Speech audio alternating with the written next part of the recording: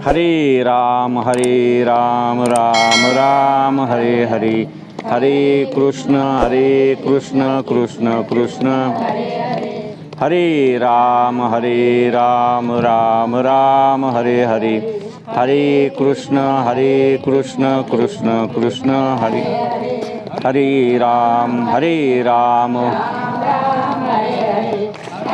कृष्ण कृष्ण कृष्ण हरे हरे.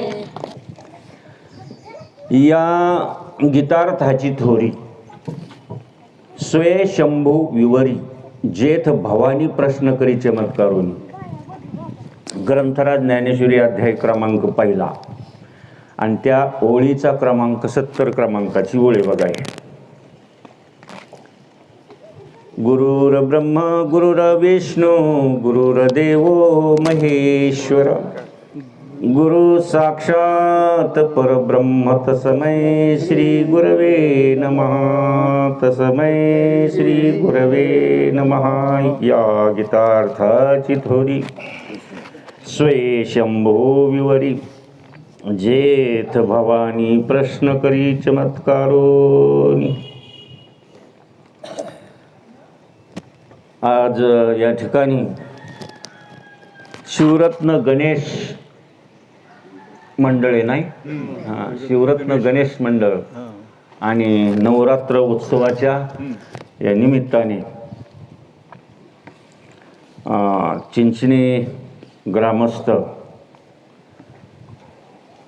सर्वांच्या जे काय ग्रामस्थांच्या वतीने म्हणा किंवा तुमची जी काही गल्ली आहे त्या गल्लीच्या वतीने भाविक भक्तांच्या सगळ्यांच्या सहकार्याने या ठिकाणी जे काय आदिशक्ती जगदंबा माता जे काय शारदीय महोत्सव चालू आहे आणि त्या निमित्ताने वास्तविक पाहता मी तडसरला आलो होतो या ठिकाणी किंवा तेथील सर्वांचे परिचित असणारे हरिभक्तपरायण नारायण महाराज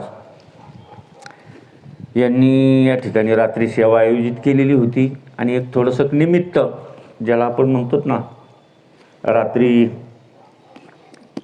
बरीचशी जी काही भाविक वृंद आहेत ते त्या ठिकाणी आले होते आणि त्यामधील हरिभक्तपरायण आपले सुभाष महाराज हे म्हणले एक सकाळी 10-15 मिनिट जी आहे ती या ठिकाणी या आणि थोडंसं आपल्या नवरात्र उत्सवाच्या निमित्ताने आपलं चहा किंवा साखर वगैरे घेण्यासाठी या. परंतु हे अवचित ज्याला आपण म्हणतो ना सहज, जसं आदिशक्ती पार्वती मातेला उपदेश करताना सहज मच्छिंद्रनाथाला लाभ झाला होता बघा. सहज लाभ झाला होता मच्छिंद्रनाथाला. आदिशक्ती पार्वती जगदंबा माता यांना जेव्हा महादेवाने म्हणजे शंकराने उपदेश केला यमुना नदीच्या काठावरती, ऐका नाही, आणि तो उपदेश करत असताना मच्छिंद्रनाथाला त्याचा सहज लाभ झाला आणि त्याचं निरूपण जे आहे माऊली ज्ञानोबरायांनी हरिपाठामध्ये केलेलं आहे बघा. आदिनाथ गुरु सकळ सिद्धांचा मच्छिंद्रतायाचा मुख्य शिष्य मच्छिंद्राने बोध गोरक्षाशी केला, गोरक्ष वळला गहिनी प्रती. किंवा दुसरी एक रचना किंवा दुसरा भावार्थ असा आहे की आदिनाथ उमा बीज प्रकटले, म्हणजे महादेव पार्वतीला उपदेश करत असताना ज्या नामाचा उपदेश केलेला आहे तो नाममंत्र सांगत असताना किंवा ते नामाचं बीज सांगत असताना मच्छिंद्रनाथाला त्याचा सहज लाभ झाला. मच्छिंद्रा लाधले सहज स्थिती, तीच प्रेम मुद्रा गोरक्षा दिदली आणि पूर्ण कृपा केली गहिनी नाथा. वैराग्य तापला सप्रेमे निवाला ठेवा जो लादला शांती सुख. निर्द्वंद्व निशंक विचारता मही आणि सुखानंद हृदय स्थिरावला. ठीक नाही. मग आता हे जे काही नवरात्र चालू आहे, 9 दिवस रात्री त्या ठिकाणी मी सांगितलं बघा की हे जे काही 9 दिवस आहे दुर्गा मातेचे, हे 9 दिवसामध्ये जी काही भक्ती करायची, परंतु भक्तीची जी काही रहस्यमय भक्ती आहे, या 9 दिवसामध्ये जी काही भक्ती केली जाते याचं रूपक भक्त प्रल्हादाने करून ठेवलेले 9विधा भक्ती सांगितलेली आहे. 9विधा. रात्री मी एक नाथबाबांचं रूपक त्या ठिकाणी म्हणून दाखवलं होतं बघा, ठीक आहे नाही. आणि नाथबाबांनी तसे खूप रूपक तयार करून ठेवलेले आहेत आपल्याला या 9 दिवसामध्ये भक्तीचं जे काही महात्म्य आहे हे समजून घेण्यासाठी. हे भक्तीचं महात्म्य समजून घेण्यासाठी नवरात्र जगदंबा मातेचं आहे. तुमच्या आपल्यासाठी ती प्रगट झालेली आहे. कोणासाठी प्रगट झाली? भक्तासाठी ती प्रगट झालेली आहे. वास्तविक पाहता जगदंबा मातेचं, भवानी मातेचं जे काही रूप आहे हे निर्गुण निराकार आहे. निर्गुण निराकार. तुम्ही ऐकलं असं नाही. आता जे रात्री आलेले त्यांनी ऐकलं, पण तरी पण जे आले नाही त्यांच्यासाठी मी ते तुम्हाला रूपक जे आहे ते म्हणून दाखवतो या ठिकाणी की ती निर्गुण कशी आहे. एक रूपक नाथबाबांनी असं केलेलं आहे की आदिशक्ती माता जी आहे हे निर्गुण रूप कसं आहे तिचं. अनादि निर्गुण, अनादि निर्गुण प्रगटली भवानी मोह महिषासूर मर्दना लागवणी. आपल्यामध्ये जे काही विकार आहेत, आपल्यामधले जे विकार भक्तीचा मर्दना लागवणी, मोह नावाचा, महिषासूर नावाचा जो काही राक्षस आहे ना तो आपल्यामध्ये आहे. आता तो बाहेर कसा निघल? आणि 9 दिवस रात्रंदिवस युद्ध चाललेले आहे. 9 दिवस जे आहे ना हे युद्ध कोणाचं आहे? आदिशक्ती मायेचं आणि राक्षसांचं युद्ध. आता हे राक्षस कुठं येतं? हे बाहेर आहेत का आतमध्ये? हे आतमध्ये राक्षस येते. आणि मोह नावाचा राक्षस तर लय जबरदस्त आहे. मोह नावाचा जो राक्षस आहे ना, जबरदस्त राक्षस येतो. आणि मग हे जे काय राक्षस आहेत बाहेर जर काढायचं जर म्हटलं तर याला उपाय सांगितलेले आहेत बघा. याला मार्ग सांगितलेलं आहे, याला साधन सांगितलेलं आहे. जसं आता आम्ही या ठिकाणी आलो, काहीतरी साधनाने आलो का नाही? याला साधनाशिवाय ते जे आहे ते बाहेर निघत नाही. आता आदिशक्ती मायेच्या हातात सुद्धा साधन आहे, शस्त्र आहे बघा. आहे का नाही शस्त्र? काय? त्रिशूळ त्या ठिकाणी तो शस्त्र आहे. तसं तुम्हाला आपल्याला सुद्धा याचं हे विकार जर समजा विकारावर जर आपल्याला मात करायची असेल तर त्याच्यासाठी शस्त्र आहे, साधन आहे. आणि ते साधन जे आहे आदिशक्ती मातेला जी काय आहे ना, या गीतार्थाची थोरी सोये शंभू विवरी महादेवाने जी काय आदिशक्ती पार्वती मातेने महादेवाला प्रश्न विचारलेला आहे की जेव्हा जेव्हा हे देवा तेव्हा तुमच्या जेव्हा जेव्हा मी सानिध्यामध्ये येते तेव्हा तेव्हा तुम्ही ध्यानमग्न असता. ध्यानमग्न असता. कोण? आदिनाथ शंकर. ध्यान तुम्ही नेमकं करता कोणाचं? कोणाचं ध्यान करता? असं महादेवाला प्रश्न विचारलेला आहे. कुणी विचारला आहे? बोला की तुम्ही मग. पार्वतीने प्रश्न विचारलेला आहे.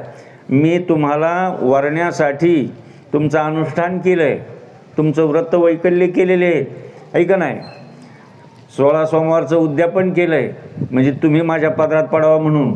आणि तुम्ही जी काय आहे तुम्हाला मी आपलंसं करून घेतलेलं आहे. आणि मग तुम्ही ध्यान नेमकं कोणाचं करता? कारण तुम्ही सगळ्यात मोठे, सर्वात मोठे आहात म्हणून मी तुम्हाला वरलं आहे.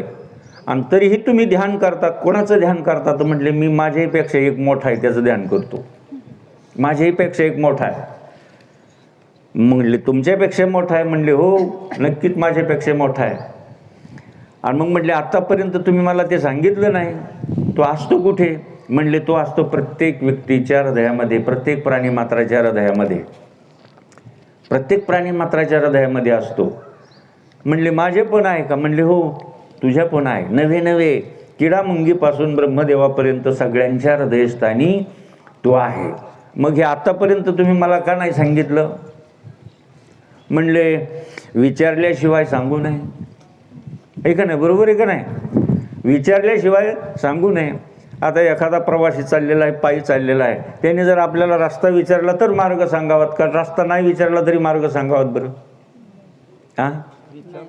आणि जर नाही विचारलं तरी सांगत जर असेल तर लोक काय म्हणतील? हे गंचक्कर दिसतंय. बरोबर आहे का नाही? विचारलंच तर नाही तू आतापर्यंत, आज मला हा प्रश्न विचारलेला आहे. आणि म्हणून ज्ञानेश्वरीमध्ये ओळ आलेली बघा, या गीतार्थाची थोरी सोये शंभू विवरी तेथ भवानी प्रश्न करी चमत्कारोनी. म्हणजे भवानी माता म्हणजे हे सगळे अवतार कोणाचे आहेत? हे पार्वती मातेचे अवतार आहेत सगळे. जे काय मी रात्री बोललो आहे या ठिकाणी तळसरमध्ये, की आपल्या महाराष्ट्रामध्ये 3.5 शक्तिपीठ आहे. आपल्या महाराष्ट्रात आदिशक्ती मातेचे किती शक्तिपीठ आहे? 3.5 शक्तिपीठ आहे. आणि आपल्या भारत देशामध्ये पुराणामध्ये असं वर्णन आले, काही ठिकाणी 51 सांगितले, काही ठिकाणी 108 सांगितले आपल्या भारतामध्ये आदिशक्ती मातेचे. त्यामध्ये जे काय आहे, एक कोल्हापूरची लक्ष्मी आहे का नाही, एक तुळजापूरची भवानी माता आहे, नंतर माहूरगडची रेणुका आहे. हे 3 झाले. आणि अर्धशक्तिपीठ जी आहे ते सप्तशृंगी माता आहे. असे 3.5 शक्तिपीठ आपल्या महाराष्ट्रामध्ये. मग आता आपला मला सकाळी प्रश्न विचारला, आमचा विषय झाला की हे 3.5 काय आहे नेमकं. हे 3.5 जे आहे ना, 3.5ला आपल्या अध्यात्मज्ञानामध्ये खूप मोठं महत्त्व सांगितलेलं आहे. आपलं शरीरसुद्धा आपल्या हाताने जर मोजलं तर 3.5 हाताचं शरीर आहे. बघा किती हाताचं शरीर आहे? 3.5 हाताचं शरीर आहे. त्याच्यावरती कबीरदासांनी एक रूपक तयार केलेलं आहे. आऊट हात का मानव देह. आऊट म्हणजे 3.5. आऊट म्हणजे किती? आऊट हात का मानव देह अल्लाह ने तुझे दिया, खाया पिया और सुख से सोया, नाहक जमाना खोया. है का नाही? कौन किसी का भैया और कौन किसी का सगा, अंतकाल की याद नाही रखा तो पावेगा तू दगा. आता हे अंतकाळ गोड होण्यासाठी हे उपाय येते.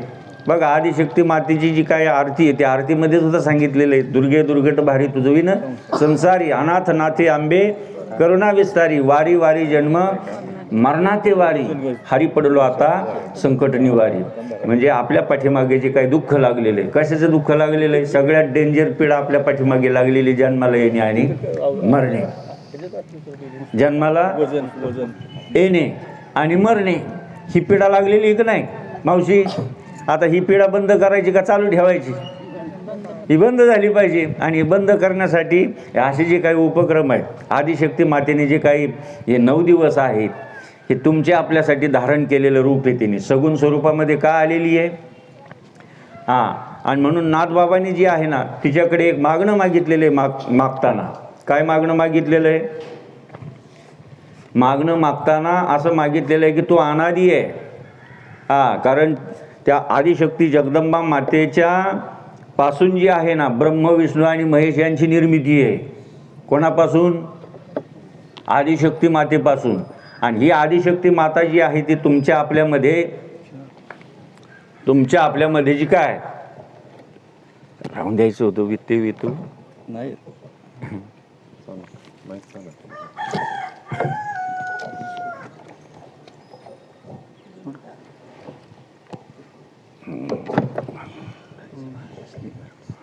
बस बस बस बस बस बस.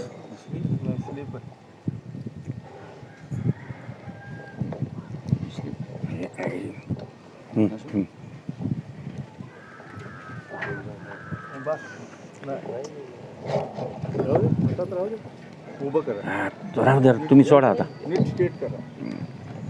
त्यांचा नाश करण्यासाठी ती अवताराला येते. आणि तसं भगवंताचं कार्यच ते आहे. कशासाठी कार्य? अवतार कार्य कशासाठी आहे? भक्तांचा सांभाळ करणं आणि आसुरी शक्तींचा नाश करणं. म्हणून हे भक्तासाठी अवतीर्ण झालेली. वास्तविक पाहता तिचं रूप जे आहे हे निर्गुण निराकार स्वरूप आहे. म्हणून नाथबाबांनी तिच्याकडे असं मागणं मागितलं की बाबा तू अनादी आहेस, अनादी आहेस, परंतु भक्तासाठी तू प्रगट झालेली आहे.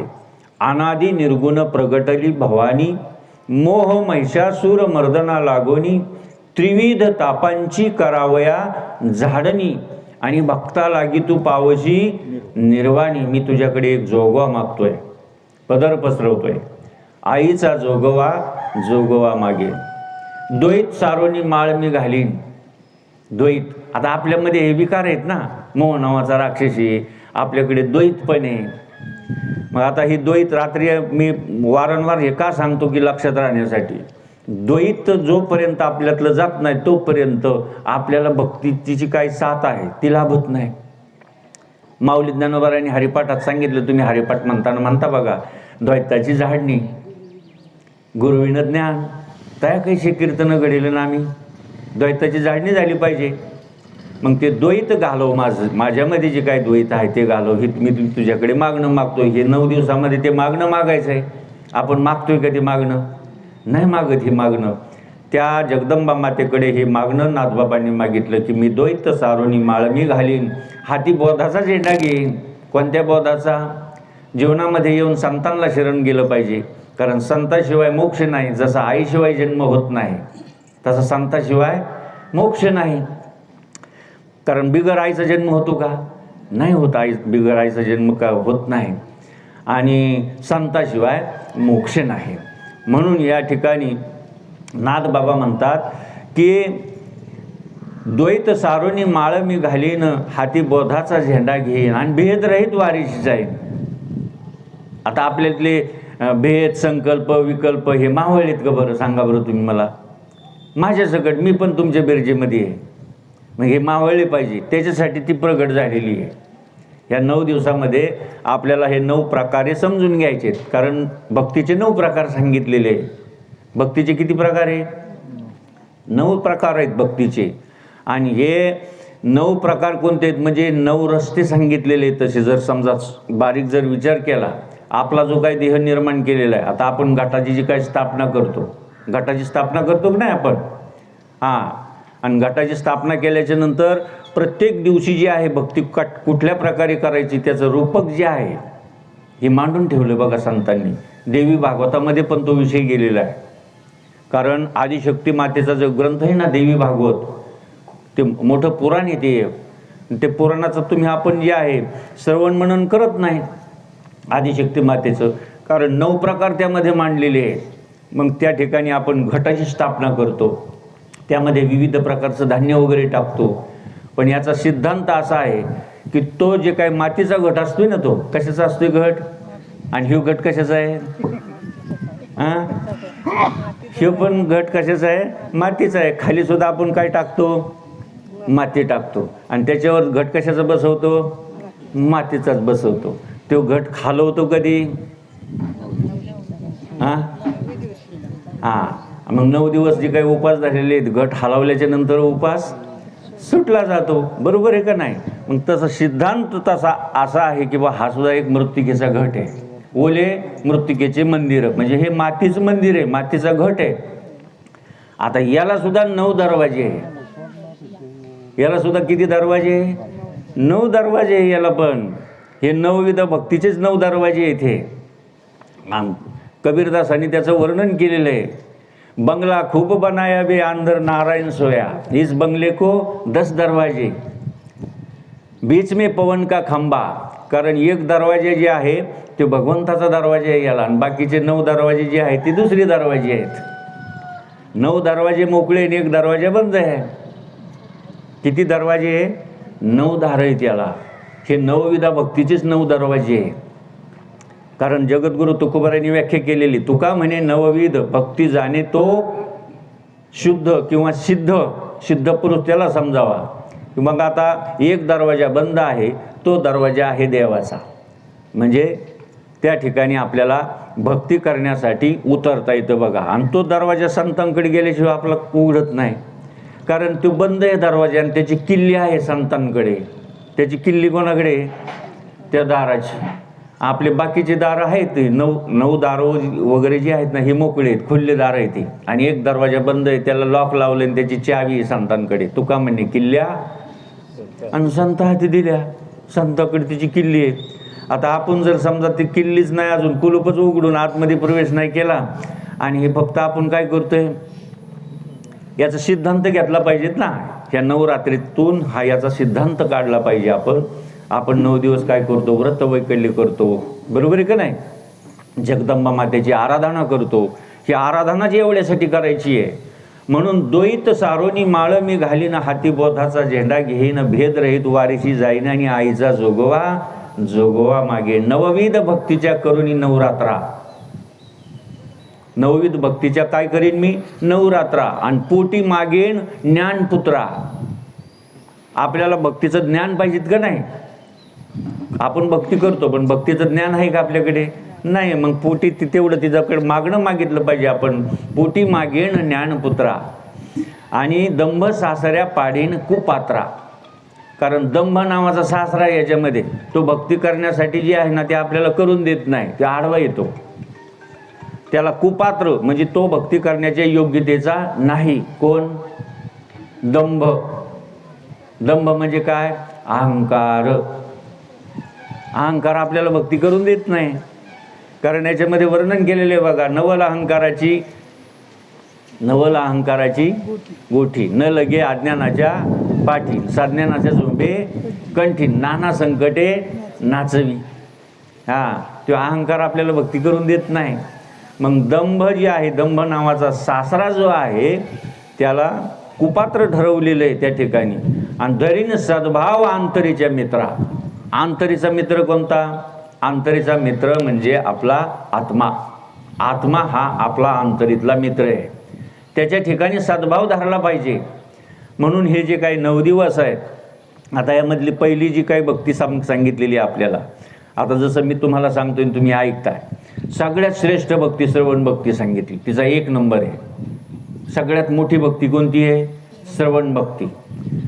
मग श्रवण, कीर्तन, स्मरण हे 3 टप्पे आहेत बघा. पहिले त्यात स्मरण करणं. परंतु स्मरण कसं करायचं? आता जगदंबा माता सुद्धा स्मरण करते. मग आता स्मरण करायला साधन सांगितलेलं आहे का नाही? मग ज्यांच्याकडे साधन आहे ते करतील स्मरण, परंतु ज्यांच्याकडे अजून साधनच नाही ते कसं स्मरण करतील सांगा बरं?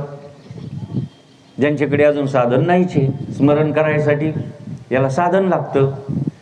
कारण साधनाशिवाय आपल्याला साध्य होत नाही. काही गोष्टी जर समजा आपल्याला साध्य करायचे असतील तर त्याला साधन पाहिजे.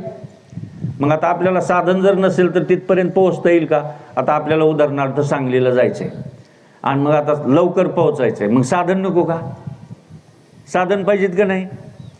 मग आता हे 9 दिवसामध्ये जे आहे ते आपल्याला शिकायचं आहे. जगदंबेला ती प्रार्थना करायची आहे, जगदंबा मातेकडे. ती तुमची आपल्यासाठी 9 दिवस प्रगट झालेली आहे. कोणासाठी प्रगट झालेली आहे? तिचं रूप कसं आहे? निर्गुण निराकार तिचं रूप आहे. परंतु ती भक्तासाठी जी आहे ती साकार झालेली, सगुण साकार. मग तुमच्या आपल्यासाठी जर साकार झाली तर आपण फक्त एवढंच करायचंय का? नाही. त्याचा सिद्धांत काढला पाहिजे. आदिशक्ती मातेचं म्हणणं काय आहे ते आपण समजून घेतलं पाहिजे. म्हणून 4थ्या चरणामध्ये एक नाथबाबा जी आहे, नाथबाबा सांगतात की मी आई जगदंबा तुला समजून घेण्यासाठी पूर्ण बोधाची घेईन परडी. पूर्ण बोध घेईन. आता हा बोध कोणाकडे मिळतो? ती काय दुकानात मिळायची वस्तू आहे का सुभाष महाराज? नाही. हे कुठलं दुकान नाही का? हाय चिंचणीमध्ये असं दुकान, येथे बोध मिळतो असं दुकान आहे का? पूर्ण बोधाची घेईन परडी. बोध हा संतांकडे मिळतो महाराज. कोणाकडे मिळतो? संतांकडे. कारण संताविना प्राप्ती नाही, ऐसे वेद देती ग्वाहे. मग आता पूर्ण बोध जो आहे तो संतांकडून घ्यावा लागतो. आदिशक्ती माता ज्याचं भजन करते किंवा महादेवाकडून आदिशक्ती मातेने जो बोध शंकराकडून घेतलेला आहे त्याचं भजन आदिशक्ती जगदंबा माता करते. या ठिकाणी त्याचा मी पूर्ण बोध घेईल, पूर्ण बोधाची घेईन परडी आणि आशा तृष्णेच्या पाडीन दरडी. मनोविकार करीन कुरवडी आणि अद्भुत रसाची भरीन दुरडी. आईचा जोगवा मागेन. याच्यासाठी मी जी आहे ना भवानी आई, तुला मी समजून घेण्यासाठी तो पूर्ण बोध जो आहे त्या बोधाची परडी घेईन. आता आपण कोणती घेतो? बोधाची परडी घेतली का सांगा बरं? बोध नाही घेतला. बोधाची परडी घेतली पाहिजे. आशा तृष्णेच्या दरडी पाडून टाकल्या पाहिजे. आता आपल्याकडं आशा पण आहे, तृष्णा पण आहे, भ्रांती पण आहे, कल्पना पण आहे, संशय पण आहे. एवढं मटेरियल आहे आपल्याजवळ आणि हे निघून गेल्याशिवाय आपल्याला ते दिसेल कसं काय? दिसणार नाही, त्याच्याशिवाय दिसू शकत नाही. मग अद्भुत रस कोणता आहे? जो बोध आहे त्याला अद्भुत रस म्हणतात. तसे 9 प्रकारचे रस सांगितलेले शास्त्रामध्ये. किती प्रकारचे रस आहे? त्यातला एक अद्भुत रस आहे. अद्भुत रस म्हणजे कोणता? ब्रह्मरस घेई काढा तेने पिढा वारेल. आता ब्रह्मरस जो आहे, ऊसाचा रस आपल्याला माहिती आहे बा. कोणता रस? ऊसाचा रस माहिती आहे. किंवा ज्यूस, ज्याला इंग्लिशमधून ज्यूस नाव आहे का नाही, ॲपल ज्यूस आहे का नाही, दुसरे कोणते जे फळ आहेत त्याला ज्यूसच म्हणतात. परंतु एक ब्रह्म नावाचं फळ आहे, त्याचा ज्यूस पेलोय का आपण कधी? ते कसा प्यावा लागतो हे पण आपल्याला माहीत नाही. ब्रह्मरस घे काढा, याला म्हणतात अद्भुत रस. अद्भुत रस जो आहे तो संतांकडून जे आहे ते संतांकडून माहीत करून घ्यावा लागतो. त्याचं सेवन कसं करायचं, आणि त्याच्याशिवाय आपली पिढा जी आहे ती नष्ट होईल का? ब्रह्मरस घेई काढा तेने पिढा वारेल. वारेल म्हणजे याचा अर्थ काय? वारेल म्हणजे जाईल नाही, वारेल म्हणजे मरेल. पिढा जी आहे त्या मरून गेल्या पाहिजेत का नाही? पिढा का पिढाला खाऊ पिऊ घालायचं? पिढांना मरायचं औषध दिलं पाहिजे हो. ते जे काही पिढा आहेत ना, त्या पिढांना कोणतं औषध दिलं पाहिजे? मग त्या पिढा ज्या आहेत त्या कशाने मरतील? वारेल या शब्दाचा अर्थ असा आहे की मरणे. जसं आपण एखादा माणूस एक्सपायर झाल्याच्या नंतर आपण असं म्हणतो का, निरोप असं देतो का, ते अमुक अमुक मेला बरं का, असं नाही म्हणत आपण. काय म्हणतो बरं आपण? ते वारले. म्हणजे तशा पिढा ज्या आहेत ना, बघा त्यांनी निरूपक कसं केलेलं आहे. पिढा ज्या आहेत त्या वारल्या जातील, आपल्या पिढा. आणि आपल्या ठिकाणी काय नांदायला येईल? सुख, समृद्धी, शांती, हे जे काय आहे हे आपल्या घरी नांदायला येईल. आणि अशी प्रार्थना जगदंबा मातेच्या चरणी जी आहे ती 9 दिवस करायची. असे 9 दिवसाचे टप्पे पाडलेले 3-3 दिवसाचे. आज त्यापैकी 9वा दिवस आहे आज, आहे का नाही? आता ही शेवटची भक्ती आत्मनिवेदन. शेवटची भक्ती कोणती आहे? आत्मनिवेदन भक्ती आहे.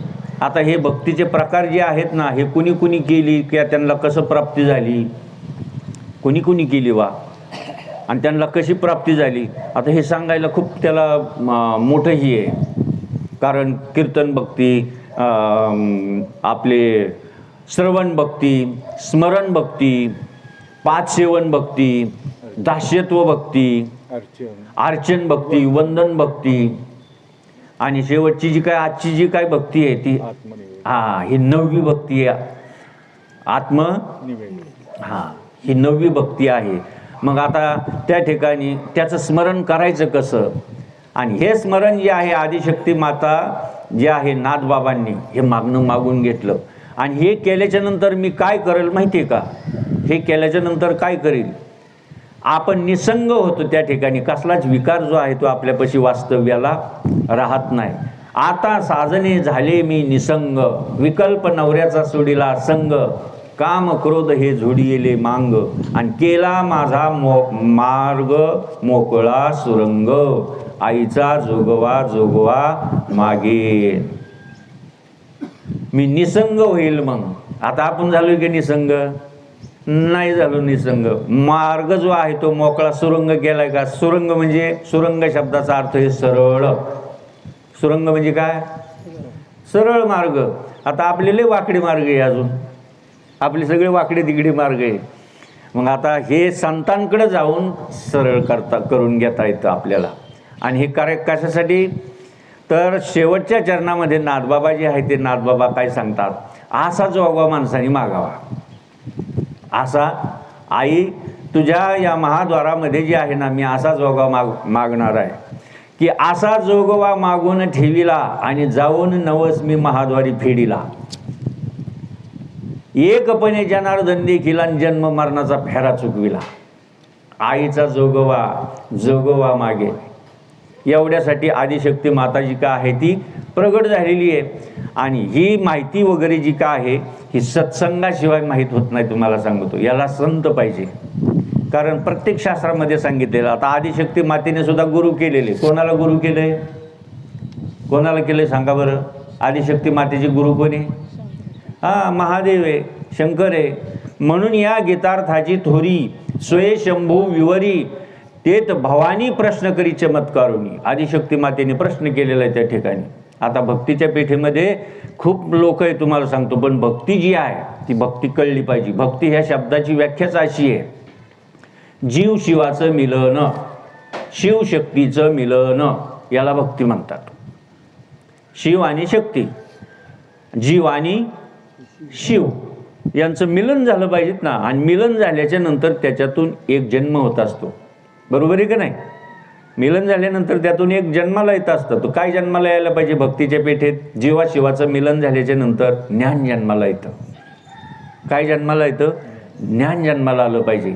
आणि ते जे काही लग्न आहे ते लग्न संतांकडून लावून घेतलं पाहिजे, आहे का नाही? जसं आपलं व्यावहारिक लग्न आहे, स्वामी किंवा ब्राह्मण लागतो की नाही लग्न लावायला, की आपण आपल्या मताने लावता येते लग्न? नाही. आता मताने लावणारे पण आहेत, तुम्ही म्हणता ना आमच्या इथं गेलेलं आहे एक तसं, पण ते त्याला काय अर्थ नाही, ते शास्त्रोक्त नाही, त्याला शास्त्रात मान्यता नाही. मग जसं शास्त्रसंमत पाहिजे त्याला, आपल्या भारतीय संस्कृतीमध्ये असं विधान आहे की शास्त्रसंमत पाहिजे, की जे शास्त्राने वर्णन करून सांगितलेले त्या पद्धतीने तो विवाह व्हावा, का आपल्या मतानेच व्हावा भुरळ जाऊन पळून, तसलं नाही. म्हणून मग तो मताचा मार्ग झाला. माऊलीने सांगितलं हरिपाठात, मग मताच्या मार्गाचं सांगितलं. मनोमार्गी गेला तो तेथेच मुकला, हरिपाठी स्थिरावला तोच धन्य. म्हणून या ठिकाणी हे सगळे जे काही रूपक आहेत, तसं वास्तविक पाहता विचार जर केला, अधिष्ठान जर बघितलं तर सगळे रूपक कोणाचे इथे? महाविष्णूचे अवतार आहे. पहिला अवतार धरला होता बघा, कोणासाठी धरला होता? भस्मासूर पाठीमागे लागला होता, कोणाच्या? शंकराच्या. कारण हे शंकर हे भोळदैवत आहे, हे लगेच प्राप्त होतं बघा त्या ठिकाणी. आणि ती पार्वतीच मागितली त्यांनी. कोणी? त्या भस्मासुराने, आदिशक्ती माता पार्वती. आणि मग आता हे काय करायचं? त्या ठिकाणी जे आहे ना, जे महादेव जे आहे ते महादेव पुढे पडतायत. आणि हे कारण याला वर देऊन बसले होते अगोदर. कोण? महादेव. मी ज्याच्या डोक्यावरती हात ठेवून त्याचं भस्म झालं पाहिजे. असे काही विचित्र पण प्राणी आहेत ना, आता पण भस्मासूर आहेत का नाहीत? आता काही कमी भस्मासूर नाहीत, तेव्हा एकच होता. आता भस्मासूर जास्त आहे. वर प्रदान करून घेतला कोणाकडून? महादेवाची आराधना केली. महादेव म्हणले तुला काय मागायचं ते माग. म्हणले मी ज्याच्या डोक्यावर हात ठेवीन ना त्याचं भस्म झालं पाहिजे. कारण तुम्हाला भस्म आणावं लागतंय तुमच्या अंगाला लावायला, भस्म लागतंय ना अंगाला लावायला. मग रोज इकडं तिकडं पाहण्यापेक्षा जे आहे ना, मला हिंडावं लागतंय, जास्त फिरावं लागतंय. मग मी ज्याच्या डोक्यावर हात ठेवीन ना त्याचं भस्म झालं पाहिजे. म्हणले तुम्हाला पण सोपं, मला बी सोपं, आहे का नाही? आणि मग ते एक दिवस असा प्रसंग आला की भस्मच मिळालं नाही. भस्म मिळालं नाही म्हणून म्हणले आता करायचं काय? वर्त प्रदान करून घेतलं महादेवाकडून. आणि मग भस्म मिळाला म्हणून नारद महर्षीची स्वारी चाललेली होती. आता ती त्यांचं तिन्ही तालामध्ये भजन असतंय, नारायण नारायण नारायण. म्हणले आलं गाड्या, म्हणले ग्राहक तर आलं. आता म्हणले यांच्याच डोक्यावर हात ठेवतो, भस्म न्यायला उशीर झाला आहे.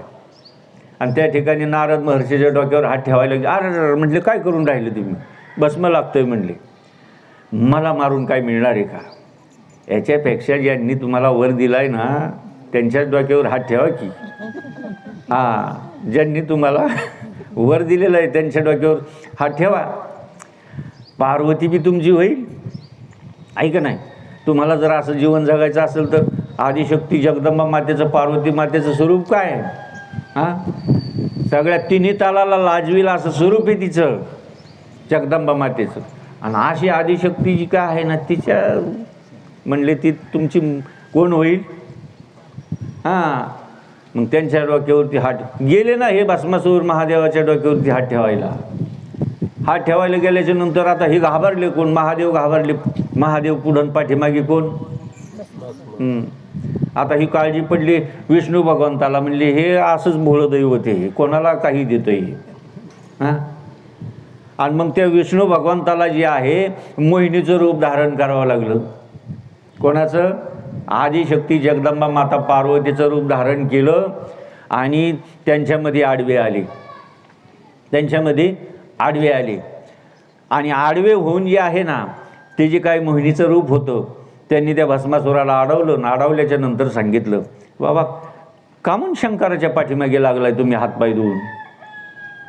नाही म्हणले मला जे आहे ना त्यांच्या डोक्यावर हात ठेवला की पार्वती माता जी आहे ना ती मला मिळवायची. म्हणले मीच आहे की पार्वती?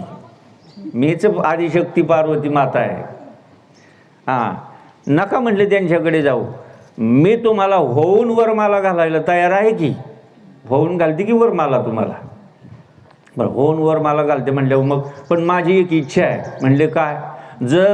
जसं नृत्य मी करीन, जसं नृत्य मी करीन अशा पद्धतीत म्हणले तुम्ही पण नृत्य मला करून दाखवायचं. आणि मग मी तुम्हाला होऊन जर माळ घालते म्हणल्यावर त्यांच्या पाठीमागे कशाला पाळताय? चालतंय की म्हणले, मग काय हरकत नाही.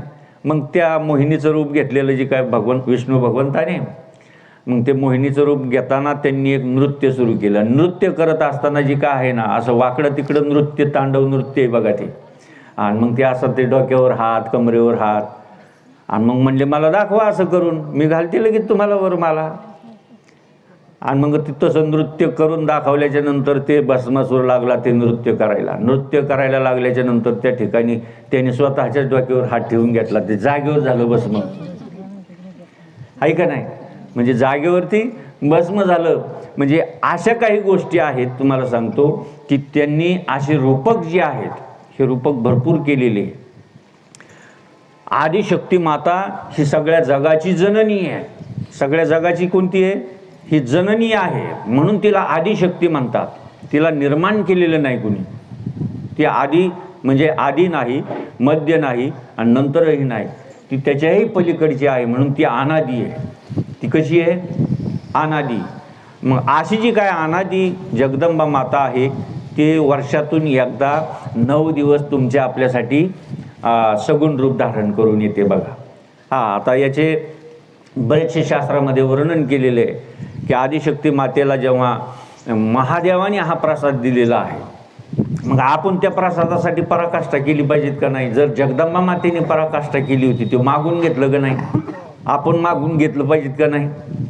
आपण सुद्धा मागून घेतलं पाहिजे, पण तिची शरणागती केली पाहिजे. सुभाष महाराजांना मी रात्री सांगितलं किंवा आता तुम्ही बोलून घेताय म्हटलं, इथं कार्यक्रम होता, इथं का नाही आले? कारण जो अनन्य भावाने शरण जातो ना, जसं नदीने समुद्राला शरण गेलं पाहिजे. नदीने कुठं शरण गेलं पाहिजे? समुद्राला शरण गेलं पाहिजे. आपल्याला जर तहान लागली तर आपण त्या भांड्यापाशी आपण गेलं पाहिजे का भांड्याला बोलून घे, चल मला तहान लागली इकडे ये, असं म्हणलं पाहिजे? काय म्हणजे रीत कशी आहे? आपण कुठे गेलं पाहिजे? पाण्यापाशी आपण गेलं पाहिजे का पाण्याला बोलून घेतलं पाहिजे? समजा भूक लागल्याच्या नंतर ते आपण त्या टोपलीपाशी गेलं पाहिजे का, ए चल टोपल्या इकडे ये, मला भूक लागली, असं म्हणलं पाहिजेत का? आपण टोपल्याकडे पाहिजे.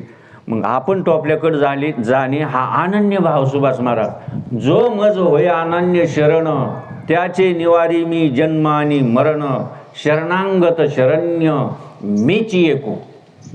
आता मला पण, मी तुमच्यामधला जे घटक होतो तुम्हाला सांगतो, पण संतांकडे गेल्यामुळे जे काय आहे ना, हे कळलंय आदिशक्तीचं रूपक. जसं जगद्गुरु तुकोबारायांनी एक अभंगाद्वारे निरूपण केलेलं आहे बघा, की कुळीची ही कुळदेवी ठावी केली संतांनी, बरवे झाले शरण गेलो. बरं झालं मी शरण गेलो संतांना, मला देवीचं स्वरूप कळालं. मग आपल्याला कळायला पाहिजेत का नाही? मग आपल्याला कळून घेण्यासाठी हे 9 दिवस आहेत. आता घट कोणता हल्ला पाहिजे सांगा बरं मला? कोणता घट हल्ला पाहिजे? आपण तो घट हलवतोय. त्याचं रूपक जे आहे, आदिशक्ती मातेला नमस्कार करून साष्टांग दंडवत घालावा. मला याचा संदर्भ अजून कळाला नाही. हे घट कोणता हल्ला पाहिजे? आपण तो घट हलवतो. पण हा सुद्धा कोणता हा घट हल्ला पाहिजे. कोणता घट?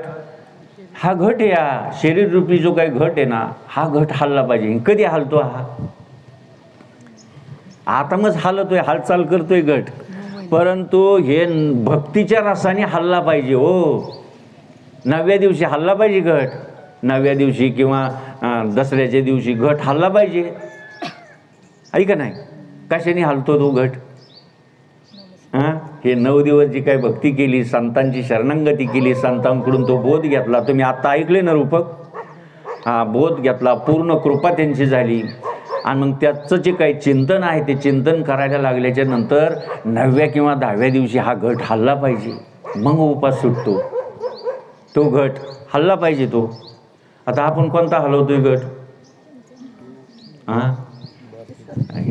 मग आता हे आपण 9 दिवसामध्ये 9 रात्रामध्ये हे समजून घ्यायचं आहे. आणि याच्यासाठी हे 9 दिवस जी काय मी तुझं व्रत केलेलं आहे, मी उपवास धरलेला आहे. व्रत वगैरे जे आदिशक्ती मातेचं व्रत कशासाठी करायचं आहे, हे माप जे आहे ना एवढं माझ्या पदरात पडून दे. हे जे काय माप आहे, भक्तीचं जे काय माप आहे हे माझ्या पदरात पडून दे, असं तिच्याकडे मागायचं आहे, असं मागणं. म्हणून भक्तीच्या पेठेमध्ये जी काय आहे, भक्तीच्या पेठेमध्ये नाथबाबाने अजून एक रूपक तयार केलेले की मी आलो रायाचा जोशीन व्हारा सांगतो लोकाशी, येथून पुढे बरे होईल, भक्ती सुख द्वंद्व वाढेल आणि फेरा 84चा चुकेल. भक्तीच्या पेठेत भरपूर लोक उतरलेली, परंतु भक्ती ही समजून घेतली पाहिजे. नाहीतर मग समजली जर नाही तर नाही, ज्याशी भक्ती तो पतित भक्त, हरिशी न भजत दैवहत, अनंत वाचाळ बरळती बरळ, तया कैसा दयाळ पावे हरी. ऐका नाही, त्या हरीलाच जगदंबा मातेचं रूपक तयार करून दिले बघा संतांनी. यग यग विठाबाई. आता विठाबाई कोणाला म्हणलंय, पांडुरंगाला. यग यग विठाबाई माझे पंढरीचे आई, म्हणजे ती सुद्धा कोण आहे, भगवान परमात्म्यालाच आई म्हटलेलं आहे. आणि हे रूपक त्यांनी केलेलं आहे. म्हणून या ठिकाणी जी काय आहे, हे म्हटले होते एक 15-20 मिनिट जी काय आहे ना, कारण आता आम्हाला जायला जे आहे ना 6-7 घंटे वगैरे लागतात आणि उद्या सकाळी पण आपला कालच कार्यक्रम आहे त्या ठिकाणी. म्हणून एक तुमची जी काही सेवा आहे जगदंबा मातेच्या कृपेने जी आहे, तुमच्या शब्दाला या ठिकाणी मान देऊन जी काय आहे आलेली जी काही साधक बंधू भगिनी, आणि यांनी सांगितलं म्हणले यूट्यूबला म्हणले मला टाकायचं आहे थोडंसं तुमचं रूपक. म्हणलं कशाला टाकीत आहे वगैरे, कारण याच्यामध्ये जे काय आहे ना कसं राहतं तुम्हाला सांगतो की काही गोष्टी जी आहे या एखादा जरी शब्द वगैरे जी काय आहे का इकडं तिकडं जरी गेला आणि त्याच्यामुळे जी काय आहे ना त्याचं खूप प्रसाराचं माध्यम वेगळं होतं. म्हणून हा भक्ती हा विषय समजून घेण्याचा आहे बघा. आणि ज्यांनी समजून घेतली ते भाग्यवान आहे. जसं आदिशक्ती मातेने महादेवाकडून समजून घेतलं म्हणून आपण ती ओळ निवडली होती बघा या ठिकाणी की किंवा जे शंभूने धरिले मानशी तेच उपदेशिले जगदंबेशी. तोच उपदेश जो महादेव जप करत होते तो उपदेश जगदंबा मातेला महादेवाने केलेला आहे. म्हणून या ठिकाणी ती जी काही ओळ सांगितली होती ना आत्ता आपण, कोणती ओळ घेतली होती बरं तुमच्या एक लक्षात, कोणती ओळ घेतली होती आत्ता आपण जे काय प्रवचनाला ओळ घेतलेली ती कोणती ओळ आहे?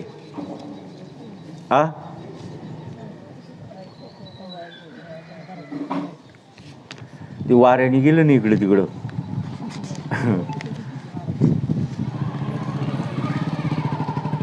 या गीतार्थाची थोरी ओळ लक्षात राहून द्या. आता कोणत्या गीतार्थाची थोरी? या गीतार्थाची थोरी सोये शंभू विवरी जेथ भवानी प्रश्न करी चमत्कारोनी. महादेवाला प्रश्न विचारलेला आहे जगदंबा मातेने, तुम्ही ज्याचं ध्यान करता ते ध्यान मला कशा प्रकारे करायचं ते सांगा. आणि ते यमुना नदीच्या काठावर आदिशक्ती पार्वती मातेने ते ज्ञान ग्रहण केलेलं आहे. तिथं घट हल्लेला आहे आदिशक्ती पार्वती मातेचा. कुठं? यमुना नदीच्या काठावरती. स्थिती होणं, भाव प्रगट होणं याला म्हणतात घट हलणे. याला काय म्हणतात सुभाष महाराज? घट हल्ला. मग आता हे मला संतांच्या कृपेने जे आहे ते कळलं. तुम्हाला कसं कळलेलं असेल? ज्या पद्धतीप्रमाणे आपलं काय म्हणतो त्याला संचित प्रारब्ध असेल त्या पद्धतीप्रमाणे माणसालाही कळतं. कारण भाग्याशिवाय संतांची पण जीवनामध्ये भेट होत नाही. मी संतांचा शोध जे आहे ते 12 वर्षे घेत होतो. नंतर माझ्या जीवनामध्ये 12 वर्षे उशीर झाला. संतांची भेट जीवनामध्ये झाली आणि त्यांच्या कृपेमुळे जे काय आहे ते जे काय आपल्याला प्रचितीला अनुभवाला आलेलं आहे तेच फक्त सांगायचं. अभ्यास वगैरे करायचा आणि कॉपी कोणाची करायची ती काय असं आपण मी सांगत नाही. जी प्रचिती आलेली जो अनुभव आलेला आहे तो सांगावा. कारण शास्त्र असं सांगतं ब्रह्मनिष्ठ जो देवाचं चिंतन करतो त्याची शरणागती करा, त्याचंच दर्शन घ्या. कारण त्याचं जर दर्शन घेतलं तर आपल्या पापाचा सुद्धा नाश होतो. काय? त्यांचं जर दर्शन घेतलं तर आपल्या पापाचा नाश झाला पाहिजे, आपल्यामध्ये परिवर्तन झालं पाहिजे. ब्रह्मनिष्ठ सद्गुरूची शरणागती करा. जे ईश्वराचं चिंतन रात्रंदिवस करतात यांची शरणागती करा. आणि यांची शरणागती जी आहे ती नाथबाबांनी केली. म्हणून नाथबाबांनी, जगद्गुरू तुकाराम महाराजांनी क्रांती, जोपर्यंत चंद्रसूर्य नाहीत, यांचे नावं जोपर्यंत आहे तोपर्यंत चंद्रसूर्य आहे, असा विषय आहे हा. म्हणून संतांची शरणागती सगळ्यात मोठं जर असेल तर संतांची संगत आहे. तुम्हाला सांगतो, बाकीचं कुठलीही गोष्ट नाही केली तरी चालेल. असं तुकोबारायांनी एक ठिकाणी वर्णन केलं की करू नका काही, संत संग धरा. पूर्वीचा तो दोहरा, उगवेल प्रारब्ध संत संगे करुणी, प्रत्यक्ष पुराणी वर्णियेले का गुणनाम घोष, जातील रे दोष. तुका म्हणे अनंत जन्मीचे दोष निघून जातील आपल्यातले. आणि दोष निघून गेल्याशिवाय सुख मिळत नाही. जसं आपल्याला एखादा आजार झालेला आहे आणि त्या आजारावरचं आपण औषध घेतलंय. आता आजार निघून गेल्याच्या नंतर सुख होतं का दुःख होतं सांगा बरं? हां, मग आता आपण हा उपक्रम कशासाठी करतोय? आज सुखासाठी. पण सुख मिळतंय का? सुख भेटत नाही. याचं कारण आपल्यातले दोष जे आहे ते दोष निघून जाण्याचं औषध घेतलं पाहिजे आपण. आणि ते औषध संतांकडे आहे. मला संतांच्या कृपेने कळलं, त्यांनी दिलेलं औषध रोज पितोय, म्हणून तुमच्या आपल्या गाठीबिठी आहेत. नाही तर 3 ताप जे आहेत ना ते तुमच्या आपल्या पाठीमागं हमेशा असतात बघा. कारण 3 ताप मनुष्याला गांजत असतात हमेशा. कोणते 3 ताप? रात्री मी बोलून दाखवलं. आधी दैविक ताप 2 नंबरचा आहे. कोणता? 2 नंबरचा आध्यात्मिक ताप आणि 3 नंबरचा आदिभौतिक ताप. हे तिन्ही ताप जे आहेत ना ते आपल्याला रात्रंदिवस गांजत आहेत, पण आपल्याला कळत नाही. रात्रंदिवस त्याच्यामुळे ह्या 3 तापामुळे दुःख आहे. तुकाराम महाराजांनी देवाकडे मागताना सांगितलं, त्रिविध तापे तापलो मी देवा, करिता या सेवा कुटुंबाची. हे 3 ताप निघून गेले आणि ते 3 ताप जे आहे ना, आदिशक्ती मातेची भक्ती जी आहे, आराधना केल्याच्या नंतर ती त्याची झाडणी करून टाकते. कारण तिने तसं कबूलच केलेलं आहे, त्रिविध तापाची करावया झाडणी. मी त्याच्यासाठी आलेली आहे. हे 3 तापाची झाडणी. आणि 3 तापाची झाडणी झाली की आपल्याला सुख समाधानाला तो जीव प्राप्त झाला. हे तिन्ही ताप कोणते आहेत तुम्हाला रात्री सांगितलं बघा. किंवा आदिदैविक ताप जो आहे, किंवा कुत्रं चावणं, मांजर चावणं, ठेस लागणं, वाकडं तिकडं पडणं, नसते आरोप येणं, एखाद्यावरती काही गुन्हा नसला तरी आरोप येतो बघा. ही कोणत्या आदिदैविकमध्ये मोडतंय. याची असंख्य उदाहरणं आहेत. 2 नंबरचं आहे आध्यात्मिक ताप, म्हणजे शारीरिक आदिव्याधी. कोणाचं गुडघे दुखत आहे, कंबर दुखत आहे, डोकं दुखत आहे, दिसायला कमी, ऐकायला कमी. हे कोणते ताप आहे? उलटी होणं, जुलाब होणं, मळमळ होणं, चक्कर येणं, याला म्हणतात आध्यात्मिक ताप. 3 नंबरचा जो काय आदिभौतिक ताप आहे, तो ताप भूकंप होणं, सोसाट्याचा वारा सुटणं, नैसर्गिक हानी होणं, आपत्ती येणं, दुष्काळ पडणं किंवा ओला दुष्काळ पडणं, प्यायला पाणी न मिळणं, एकीकडे पाणी भेटतंय, एकीकडे पाण्यात माणसं वाहून जात आहेत, तर एकीकडे पाणी प्यायला नाही, याला म्हणतात आदी भौतिक ताप. आणि ह्या तापामधून जो आहे ना ते कोण सुटलंय का? संत सुटले. तुकोबारायांनी जे आहे ते आपल्याला सांगून ठेवलं. त्रिविध तापाची आता झाली बोळवण. आता ते माझ्याकडे एक वासाला सुद्धा राहिलं नाही. हे तिन्ही ताप निघून गेली. आणि ताप निघून गेलं की काय होतंय? अंगातला ताप निघून गेला काय होतं? सुखाला प्राप्त होतं ना तो. म्हणून अंगात जोपर्यंत ताप आहे, आणि हे 3 ताप आपल्याला रात्रंदिवस गांजतात. आणि याची झाडणी जी आहे आदिशक्ती मातेकडे याची मागणी आपण केली पाहिजे. म्हणून या ठिकाणी ह्या महाराजामुळं जे काय ते तुमच्या आपल्या गाठीबिठी वगैरे झाल्या, ते म्हणले चहा साखर घ्यायला फक्त या 10 मिनिट. परंतु 10 मिनिटाचं त्यांनी काय केलं, बरोबर त्यांना जे काही करायचं ते करून घेतलं. म्हणून झालेली जी काही सेवा आहे जगदंबा मातेच्या चरणी, तुम्ही संत मायबाप कृपावंत, काय मी पतित कीर्तिवानू, किंवा तुका म्हणे मज धाडलेली निरोपा, मार्ग आहे सोपा सुखरूप, संतांच्या कृपेने, ज्यांच्या कृपेने मला कळलेलं आहे. कारण याला संतांची परंपरा लागते. परंपरा आपली अशी आहे, किंवा कुठल्याही परंपरेमधून, कारण त्यांनी ती साधना केलेली असते आणि ते परंपरागत आलेलं जे काही नाम आहे त्या नामानेच आपली वृद्धी होते, आपल्याला तिथपर्यंत पोहोचता येतं. अशी जी परंपरा आहे, हंस ब्रह्मात्रे दत्त, नारायण लक्ष्मण बलभीम सखायानंद, शांतामाई बंडबाबा, किरोबाबा, श्रीपाद बाबा, रामदास बाबा, आपली अशी परंपरा आहे. अशा परंपरेमधल्या संतांची शरणागती करा. आणि कुठल्याही माध्यमातून जो आदिशक्ती पार्वतीला उपदेश महादेवानी केला होता, त्याची मागणी जी आहे, त्याची मागणी त्यांच्याकडे आपण केली पाहिजे. म्हणून अशी परंपरा जी आहे ती लाभली आणि म्हणून तुमच्या पुढे हे 2 शब्द सांगण्याची जी काही कृपा आहे ही त्यांची कृपा आहे, हे त्यांचं आहे सगळं भांडवल, हे माझं काही याच्यातलं पदरचं नाही. म्हणून झालेली जी काही सेवा आहे तुम्हा सगळ्यांच्या चरणी, चॅनलवाले पण या ठिकाणी आहेत आलेले, त्यांच्या चरणी ही छोटंसं जे काही प्रवचनरूपी पुष्प आहे समर्पित करतो. आणि या ठिकाणी विजयादशमीच्या उद्याच्याला दसरा आहे ना, तुम्हाला लाख लाख शुभेच्छा देतो ॲडव्हान्समध्ये की ह्या विजयादशमीच्या निमित्ताने तुमचं जे काही जीवन आहे इथून पुढचं भावी जीवन सुख समृद्धीचं जे काय आहे ते जाऊ आणि विजयाची प्राप्ती, विजयाकडे वाटचाल अशी सद्गुरूकडे आई जगदंबेच्या चरणी जी आहे ती प्रार्थना करून या ठिकाणी प्रवचनरूपी 2 शब्द जे आहेत ते संपवतो. जे हरी पुंडलिक वरदा हरी विठ्ठल श्री ज्ञानदेव पंढरीनाथ भगवान की जय. माऊली ज्ञानेश्वर जगद्गुरु संत तुकाराम महाराज की जय. जगदंबा माता की जय. अवधूत चिंतन श्री गुरुदेव दत्त सभा संतन की जय. गोपाल कृष्ण भगवान की. आता विश्वात्मके देवी येणे वागयज्ञ तोषावे तो शोनी मज द्यावे वसाय दाने. जे खळांचे व्यंकटी सांडो तया भूतान परस्परे पडो. मैत्र जीवांचे दुरितांचे तिमिर जाओ.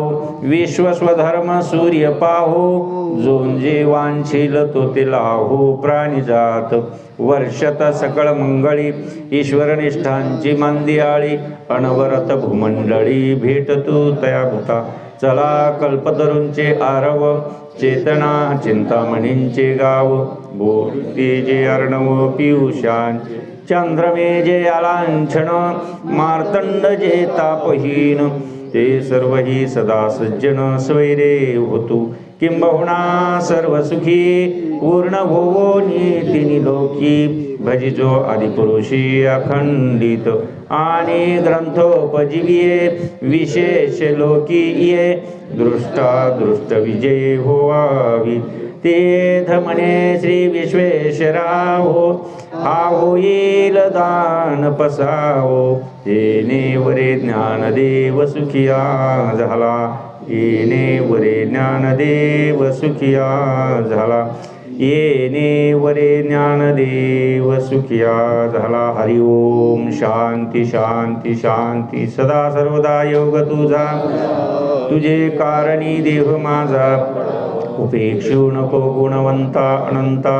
रघुनायका मागणे हेची आता. जय जय रघुवीर. मागणे ते एक तुझ प्रती आहे. देशील तरी पाहे पांडुरंगा. या संतांशी निरवी हेची मज देई. अनेक तुझे काही न मागू देवा. तुका म्हणे आता उदार तू होई. मज ठेवी पायी संतांची आ.